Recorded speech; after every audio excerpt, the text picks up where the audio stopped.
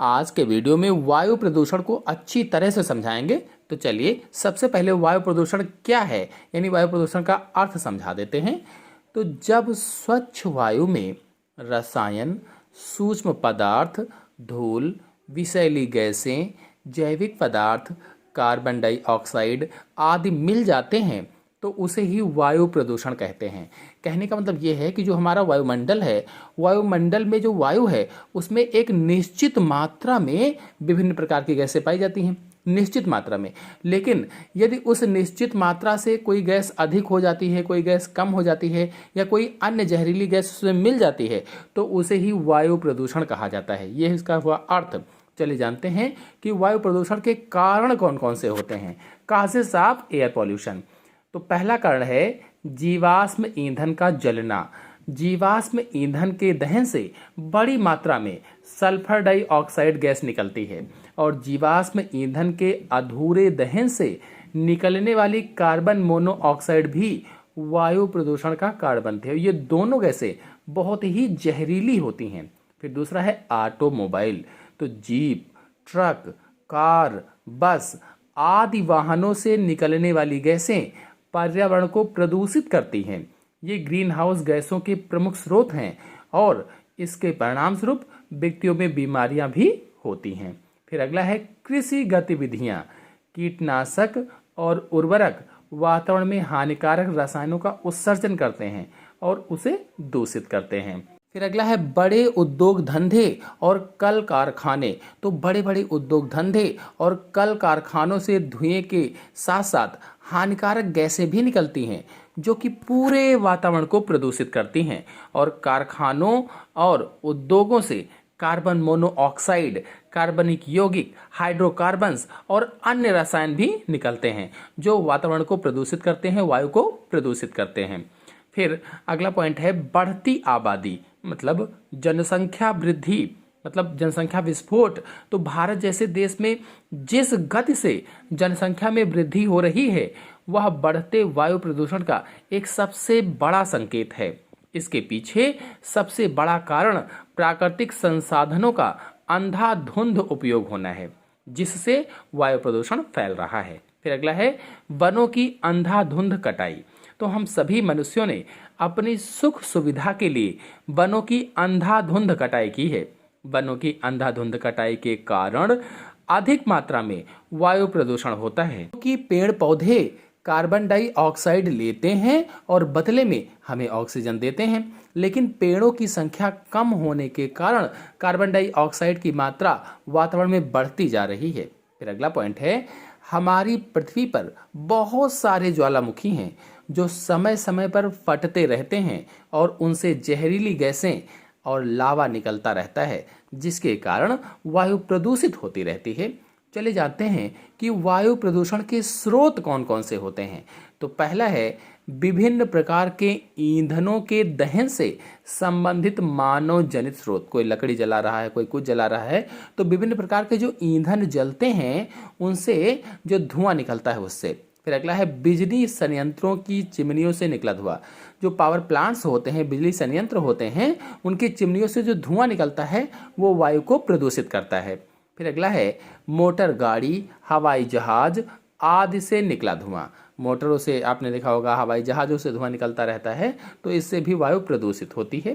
फिर अगला है समुद्री जहाज़ों जैसे मालवाहक जहाज़ों से होने वाला वायु प्रदूषण। जो कंटेनर शिप होते हैं उनसे भी वायु प्रदूषण फैलता है।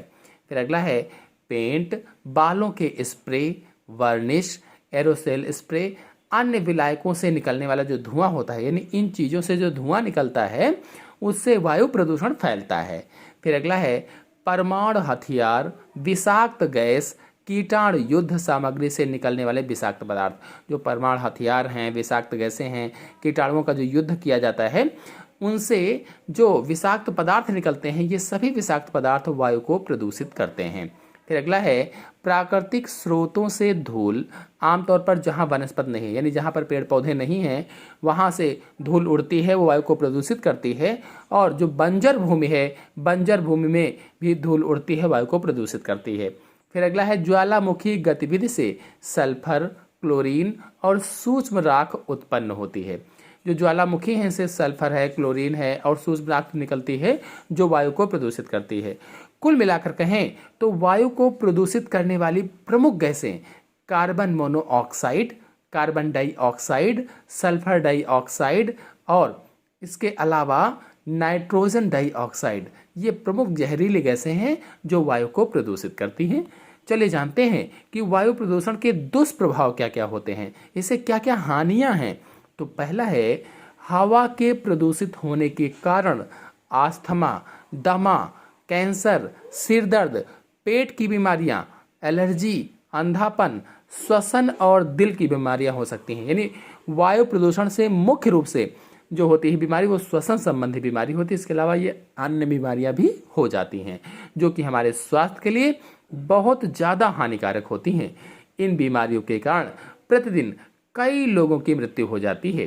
फिर अगला पॉइंट है, वायु प्रदूषण के कारण अम्लीय वर्षा का खतरा बढ़ गया है, क्योंकि वर्षा के जल में सल्फर डाइऑक्साइड, नाइट्रोजन डाइऑक्साइड आदि जहरीली गैसों के घुलने की संभावना बढ़ती रहती है, जिससे पेड़ पौधों और ऐतिहासिक इमारतों को नुकसान पहुंचता है। फिर अगला है, वायु प्रदूषण के कारण पृथ्वी पर ऑक्सीजन भी कम होती जा रही है। पहले हमारे वातावरण में ऑक्सीजन की मात्रा 24% थी, लेकिन धीरे धीरे अब इसकी मात्रा भी कम हो रही है। एक रिसर्च के मुताबिक अब हमारे पर्यावरण या वातावरण में ऑक्सीजन की मात्रा घटकर केवल 22% ही बची हुई है। फिर अगला है, स्वच्छ हवा और ऑक्सीजन ना मिलने की वजह से रोज ना जाने कितने ही जीव जंतुओं की मौत हो रही है। वायु प्रदूषण के कारण पशु पक्षियों की कुछ प्रजातियां तो बिल्कुल ही विलुप्त होती जा रही हैं। इस तरह से ही अगर वायु प्रदूषण बढ़ता रहा तो एक दिन ऐसा आएगा जब धरती पर कोई भी जीव जंतु जीवित नहीं बचेगा। फिर अगला पॉइंट है, वायु प्रदूषण बढ़ने के साथ साथ धरती का तापमान भी लगातार बढ़ता जा रहा है। एक रिसर्च के अनुसार अगर इसी तेजी से वायु प्रदूषण बढ़ता रहा तो पृथ्वी का तापमान भी तेजी से बढ़ता जाएगा। यदि पृथ्वी का तापमान 2 से 3% भी बढ़ता है तो पृथ्वी के हिम ग्लेशियर पिघल सकते हैं और भयंकर बाढ़ आ सकती है। अगर ऐसा हुआ तो पूरी पृथ्वी नष्ट हो सकती है। फिर हेडिंग डालेंगे, वायु प्रदूषण के निवारण, अर्थात वायु प्रदूषण को रोकने के उपाय। तो पहला उपाय है, वायु प्रदूषण को रोकने के लिए हमें अधिक से अधिक पेड़ पौधे लगाने चाहिए, क्योंकि पेड़ पौधों से ऑक्सीजन निकलती है और यह कार्बन डाइऑक्साइड भी ग्रहण करते हैं, जिसके कारण ज़्यादातर प्रदूषित हवा साफ हो जाती है। वर्तमान में पेड़ पौधों को अधिक मात्रा में काटा जा रहा है, जिसके कारण वायु प्रदूषण अधिक हो रहा है। फिर दूसरा पॉइंट है, आज पूरी दुनिया जनसंख्या वृद्धि की समस्या से जूझ रही है।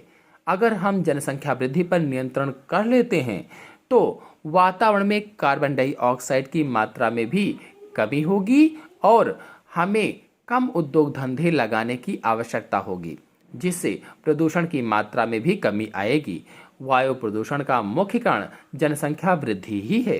फिर तीसरा पॉइंट है, हमें उन कल कारखानों को बंद कर देना चाहिए जिनसे अधिक मात्रा में प्रदूषण होता है, और जिन कल कारखानों की हमें आवश्यकता है उनकी चिमनियों की ऊंचाई अधिक होनी चाहिए, जिससे हमारा वायुमंडल कम से कम प्रभावित हो। फिर अगला पॉइंट है, हमें ऊर्जा के लिए नए स्रोत खोजने चाहिए। हमें कोयले और परमाणु ऊर्जा का इस्तेमाल कम करना चाहिए। फिर अगला पॉइंट है, हमें सौर ऊर्जा का इस्तेमाल अधिक मात्रा में करना चाहिए, जिसके कारण वायु प्रदूषण भी नहीं होगा और हमें ऊर्जा भी पूरी मिल जाएगी। फिर अगला पॉइंट है, हमारे भारत देश में आज भी पुराने वाहन सड़कों पर दौड़ते रहते हैं, जिनसे अधिक मात्रा में जहरीला धुआं निकलता है, जो कि पूरे वातावरण को प्रदूषित कर देते हैं। एक पुराने वाहन से 10 नए वाहनों के बराबर धुआं निकलता है, जो कि वायु प्रदूषण में अहम भूमिका निभाता है।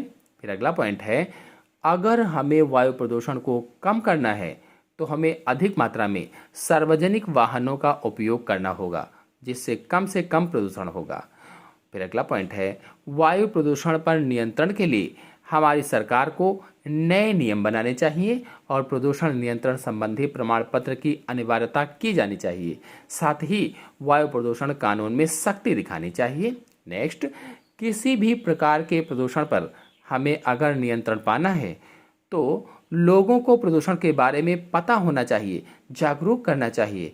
हमें प्रदूषण के बारे में लोगों को सचेत करना चाहिए और स्कूलों में प्रदूषण के बारे में पाठ्यक्रम भी होना चाहिए, जिससे बचपन से ही बच्चों को पता हो कि किस काम को करने से प्रदूषण फैलता है।